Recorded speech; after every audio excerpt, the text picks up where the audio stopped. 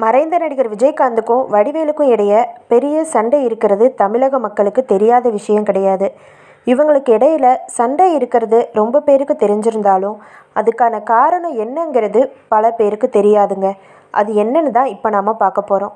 இந்த சம்பவத்தை ஒரு வரியில் சொல்லணும்னு பார்த்தா, வேலியில் போன ஓனானை எடுத்து வேட்டியில் விட்ட கதை தாங்க இது கூட. இது பற்றி விஜயகாந்தோட நெருங்கின நண்பரான தியாகு தான் பேசியிருக்காரு. ஒரு நாள் விஜயகாந்தோட வக்கீல் இறந்துட்டாராம்.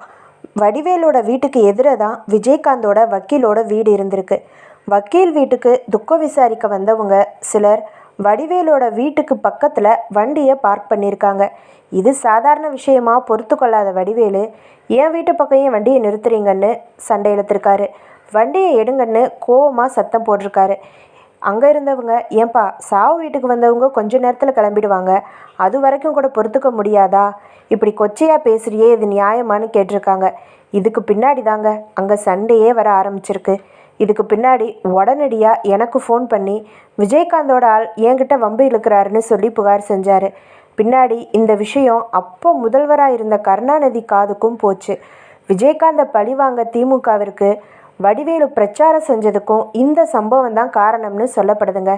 இந்த சண்டையை பற்றி நீங்கள் என்ன நினைக்கிறீங்க அப்படிங்கிறத கமெண்ட் பாக்ஸில் கமெண்ட் பண்ணிடுங்க.